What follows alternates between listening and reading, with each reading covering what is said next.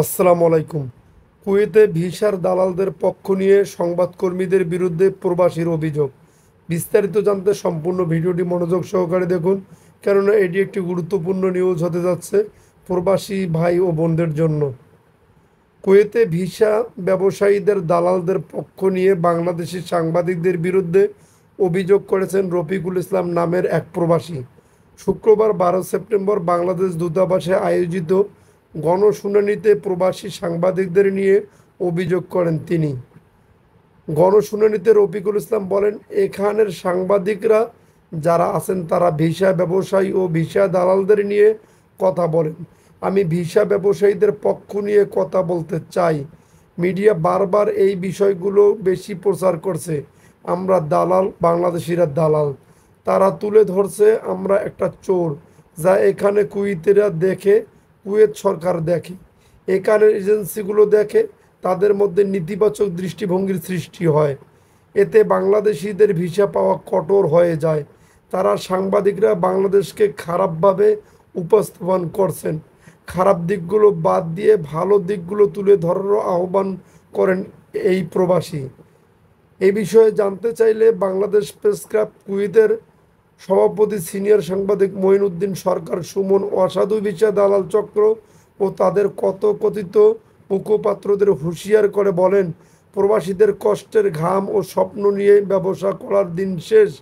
হাজার হাজার নিরীহ প্রবাসীর জীবন ধ্বংস করে কয়েকজন সুবিধাভোগী চামচার মাধ্যমে সত্য ধামাচাপা দেওয়ার নোংরা খেলায় সফল হওয়া যাবে না। বাংলাদেশ প্রেস ক্লাব ও প্রবাসী সংবাদকর্মীরা সবসময় নিপীড়িত ও প্রতারিত প্রবাসীদের পাশে ছিল, আছে এবং ভবিষ্যতেও থাকবে।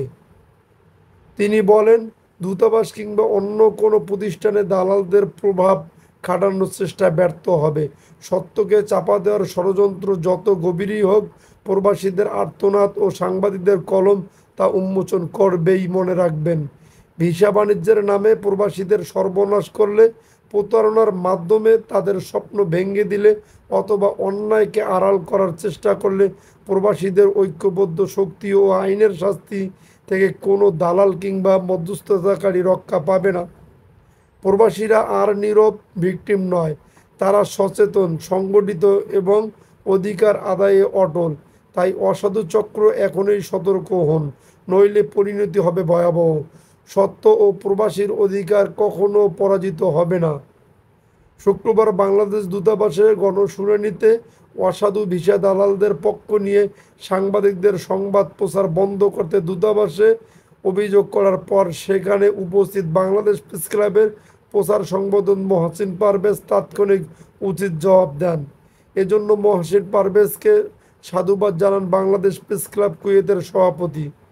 প্রসঙ্গত, কুয়েত প্রবাসীদের বিভিন্ন সমস্যা, অভিযোগ ও পরামর্শ শুনতে প্রতি মাসে 2 শুক্রবার শুনানির আয়োজন করা হয়।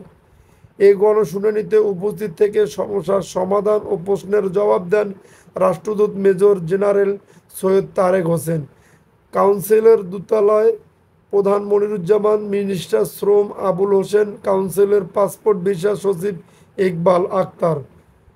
যদি আপনাদের ভিডিওটি ভালো লেগে থাকে তাহলে অবশ্যই আমাদের চ্যানেলটি সাবস্ক্রাইব করে পাশে থাকা বেল বাটনটি অন করে রাখবেন পরবর্তী ভিডিওর জন্য।